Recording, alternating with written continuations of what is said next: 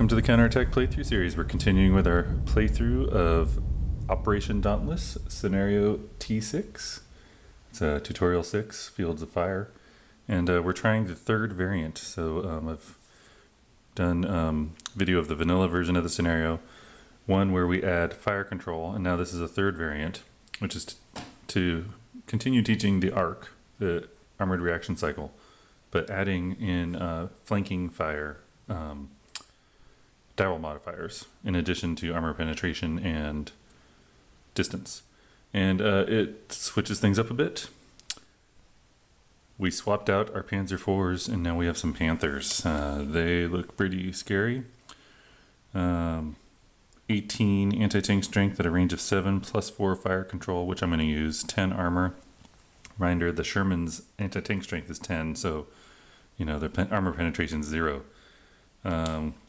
So we got these guys. It says they should move as a stack to try to keep things fair. Not sure why, but we'll see. And then the setup has changed for the British. So instead of the British starting here and the Germans having a victory point marker here, the British are setting up way over there. Same tanks. I put 3 in the front, 2 in the back. I could have swapped it around however I want. But here's the marker now. Reminder, you have to stay in the fields for this scenario. But so that means because it's British owned, these Panthers have to go and try to capture that and or destroy the British. So the British are recommended to send some here and send some here. Do whatever we want, but I'll probably do that. Because these guys, because they have to stick to fields for this scenario, going to come through here and we'll be able to get some flank shots. Yeah. And so it also says to keep things fair, yeah, move these guys as a stack, and then it suggests dropping one off. The rules actually say 1909, but I think they mean not 909 because 1909 is like down there somewhere. Drop one off here when he returns fire, and then keep on moving, so that we can have a guy that's like doing armored reaction cycle stuff from here while the other guys move in. Something like that. So, yeah, let's get going. Okay, we start with the turn 1 British player turn. Reset phase. Nothing to reset. It's the beginning of the scenario. So then we go into the action phase. And I think the goal here is for the British to set up an ambush. So I think what we'll do is I'm going to move this guy.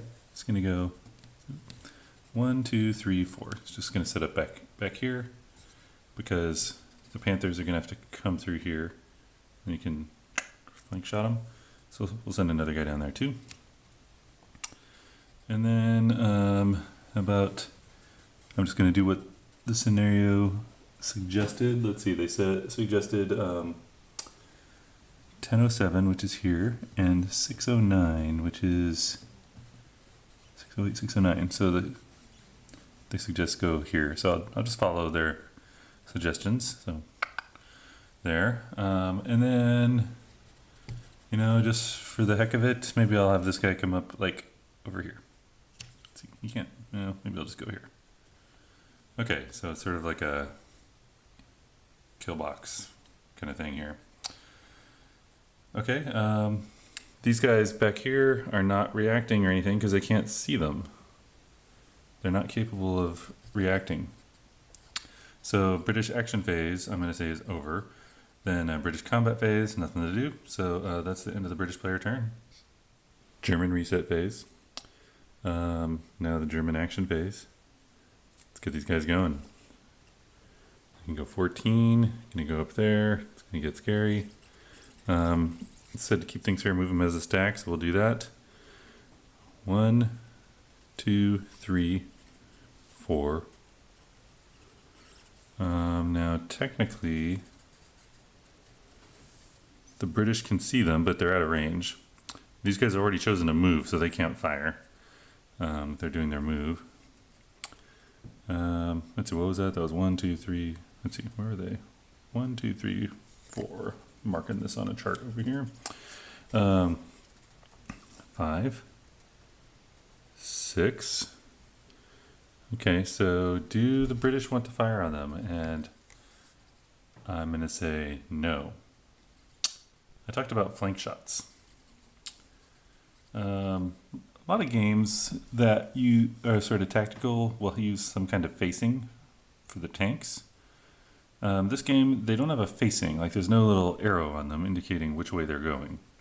But whenever you fire or move from one space to another, you temporarily have a facing. For example, when this guy moved here, their facing was this direction. Just for that moment. So if someone were to fire on them, for example, if these guys were to fire, we would know whether they're being shot in the front or the flank. In this case, it would be the front if they fired. Because, so if this was the direction they're going, clearly this direction here is the front. But you do also the hex facets to the sides. So these three directions are front. And then flank would be from this direction, behind, and this direction. So from the point of view of these guys, they can see their front. And we're not going to attack them at that point. So now they're going to spend one more movement point and they're going to go this way. So that means their front has gone from these three hexes, right? So now they're going to go this way, so it'll be these three hexes. Which means they still can't be flanked. So we'll go like this. Okay, now we're starting to get to some decision point here. You might be wondering, in this case, these guys could fire, they can reaction fire along this hex spine. And the vertex of the hex spine is between the front facing and the flank facing. In that case, you have to use the front. So these guys still cannot be flanked. So what do the Germans want to do? Because the British are withholding fire. They want to get a flank shot. Well, I guess the Germans are going to continue moving, and we're going to say this guy... Oh, I was going to say I want to drop this guy off.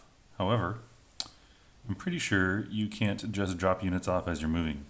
I'll double check that. Yeah, okay, I thought so. You can't pick up or drop off units as you're moving.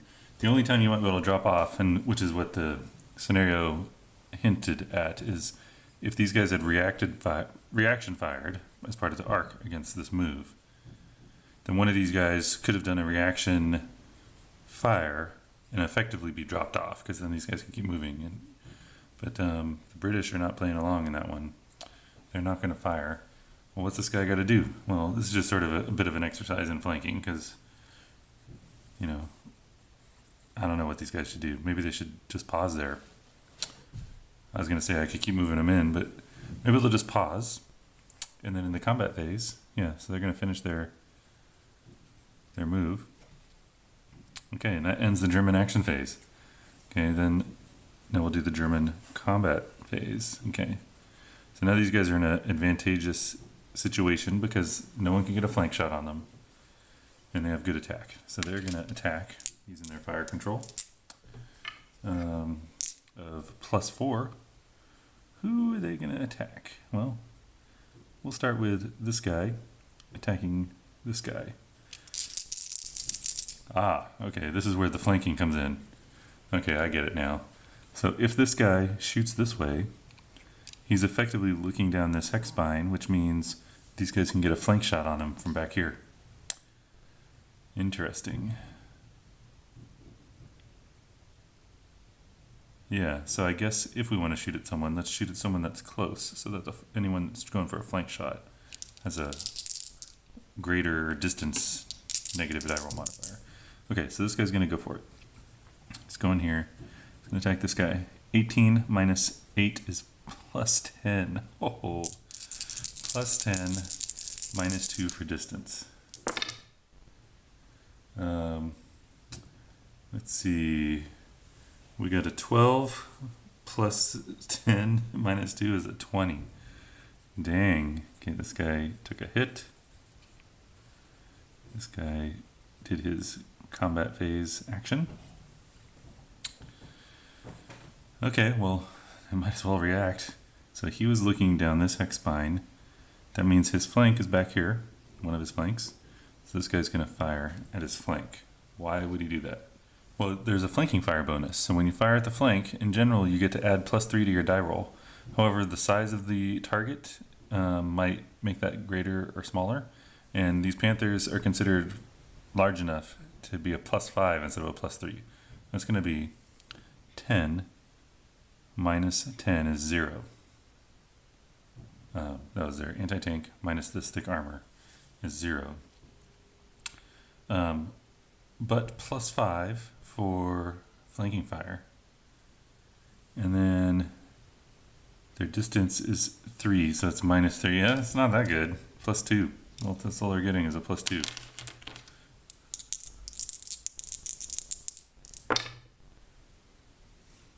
We've got a 11 +2 is 13, so just barely missed. That's too bad.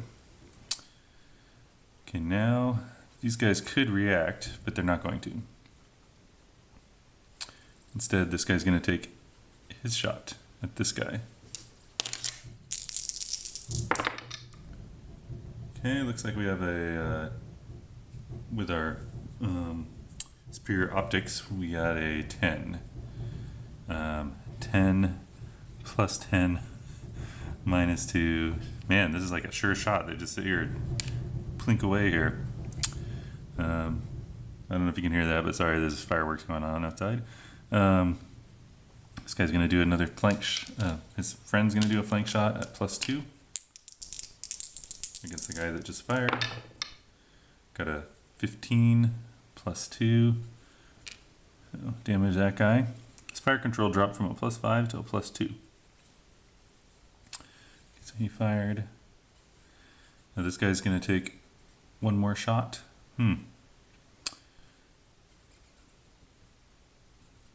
Oh, I was trying to see if is there a band on here to show that it's been damaged, and there is. There's like a little bit of gray there. Okay, so yeah, this guy's going to take his shot.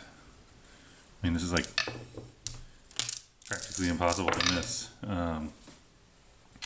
So we got a 6 plus 10 minus 2 is 14. Okay, so let's see. This guy's shooting down a hex spine. I'm assuming his flanks are this way, but I need to check. Okay, so I'm not 100% sure on this one, but I was reading in the arc rules that when you reaction fire, let's say pretend this guy was firing here as a reaction fire, he can choose which facing to use. He can choose this facing or this facing, and he would probably want to choose this facing because that has his flank protected from this guy over here. If, you know, these guys already fired, so it'd be from this guy over here. Now if he went this facing, his flank, I guess his flank would also be protected because this guy would reaction fire down a spine. It would be between his flank and frontal armor, and you always pick the frontal. So I guess it doesn't matter in this case, but I was going to say when this guy's firing, it's not a reaction fire as part of the arc, he's just going to fire. I feel like that rule probably applies as well. You get to pick which direction you're going, but now that I think about it, it doesn't matter because this guy can't get the flanking fire bonus. So, yeah, that's... Oh wait, I already rolled and damaged this guy. So now this guy's going to fire back with his reaction fire. And he's going 10 minus 10 is 0. So I have to roll, 0. And then 1, 2, 3, 4. So I'm doing a -4. Yeah. That's very difficult. So I rolled 4, -4 is 0. Okay, and then we're on the German turn, so this guy is not doing anything. That's the end of the German combat phase. Turn 2, British player turn, reset phase. Not really sure how this is going to pan out, because now the British have to try to goad these Panthers into doing something. Maybe they should just pass completely. and then the Panthers would have to try to move for this. I'm a little worried if this guy gets wiped out though. Can the Panthers just hang there, never getting flanked? I think the answer is yes. But if this guy moves here, they would be facing that way.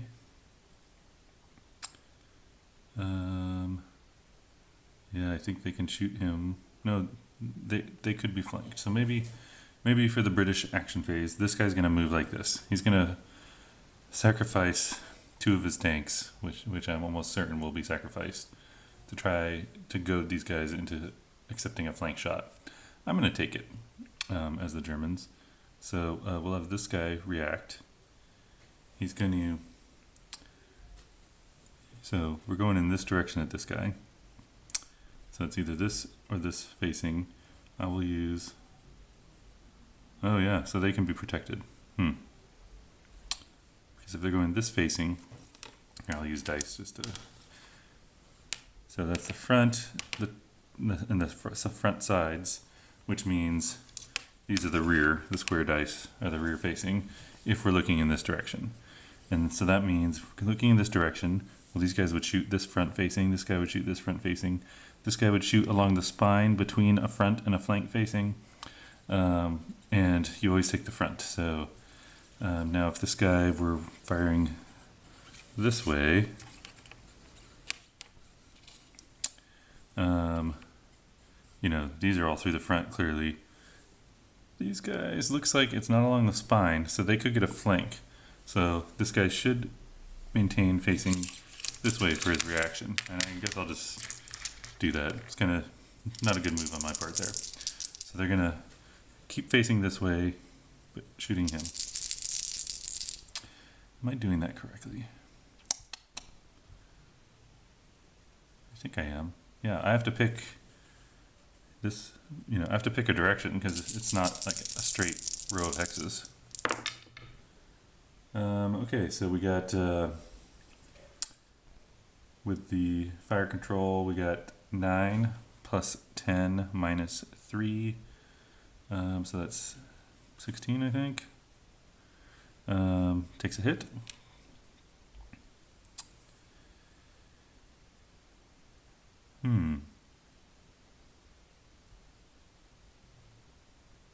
I guess he'll just pass.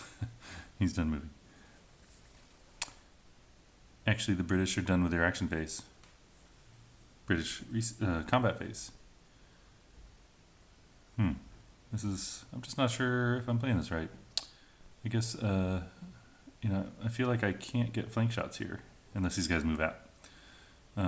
British are going to pass for their combat phase so that nothing can happen here. German reset phase. Cool, we're reset. German action phase. Well, I think they want to, this guy's going to take a pot shot at this guy because I think he can do it without getting flanked. So he's going to look down this way. So his 3 frontal facing, I think he's going to be like this. If this will be his front. I mean, I guess he's, you know, maybe the way I should be looking at this is this. He's looking down this hex spine, and that's just to the left of this. So he actually has to turn a little bit more to hit the center dot, if there was a dot there. So yeah, maybe I have to rotate a little bit.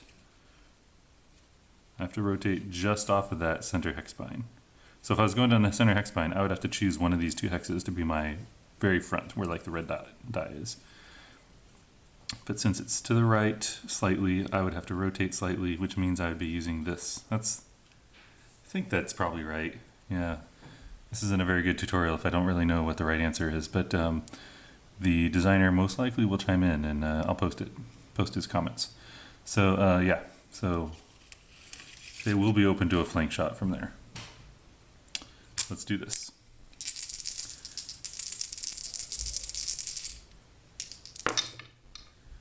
Okay, we have a 12 minus 3, that's 9, plus 10 for the anti-armor, minus armor, which is destroyed. This guy's gonna do a flank shot. That's a +5. The distance is 3, -3, and then so the net is +2. Going for the weakened guy, we got a 19, +2 is 21. This guy's destroyed. So we can kill Panthers. Do we want to react? Yeah, why not? Every shot is guaranteed hit pretty much. This guy that's already fired is going to react back.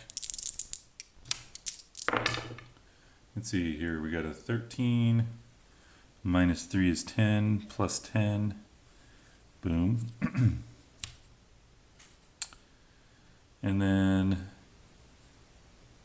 so that means the firer, so I guess looking down this X-spine, turn that way, so I feel like he has to be facing in this direction, which opens him up to a flank shot from this direction. So we'll go ahead and do that.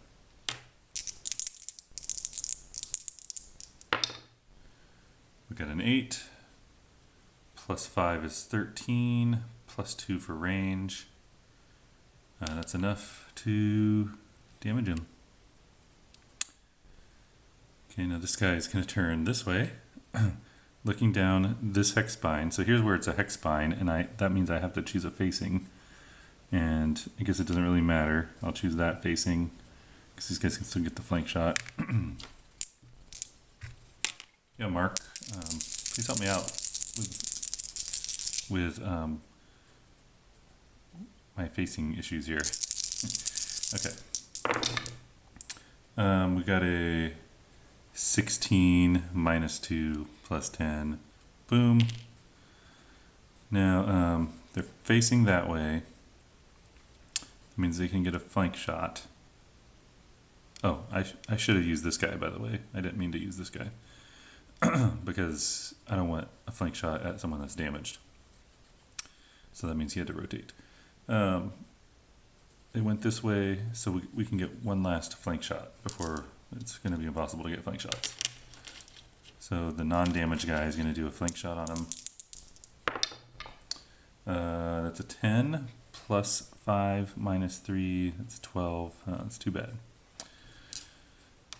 These guys going to react? Yeah, why not? Now it's no longer flanking. That's a 10 +10 -3. Boom. And they're going to pass, so the arc's over. German combat phase. No. Action phase is over. Now for the German combat phase. Well, we have the advantage now. German's going to win again. This unwounded guy can use combat against that wounded guy there. Rolled a 3, except my fire control allows me to use a 8 on the red-sided die, so that gives me a 10. 10 +10 -3. Boom. That guy. He's going to, I haven't done this yet, he's going to reaction move. He's going to go, whoa. Okay, and I think he is out of sight of those guys. So this guy went. And this guy can't do anything. So that's the end of the German combat phase. And the end of the turn 2. Turn 3. British player turn. Down to nitty gritty. The British have very little bit of hope left, but it's probably futile. So British reset phase, British action phase, they're going to pass. British combat phase, they're going to pass. They're just going to stay hidden back there. So what I want to do, you know what? Their range is only 4. So these guys could skim around here to grab that and not be able to be fired on. So, okay, hold on. Back to the action phase. Yeah, they're dead.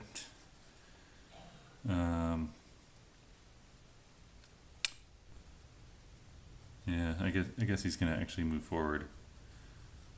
This guy's gonna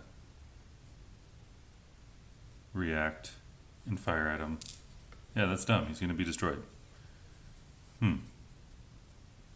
well, no matter what, the Germans are going to win this. So he's going to move up. Very slight chance he won't be destroyed. Is that true? Yeah, I guess you can roll like very low. But we didn't. We rolled 18 plus 10 is 28, minus 3 is 25. Boom. Okay.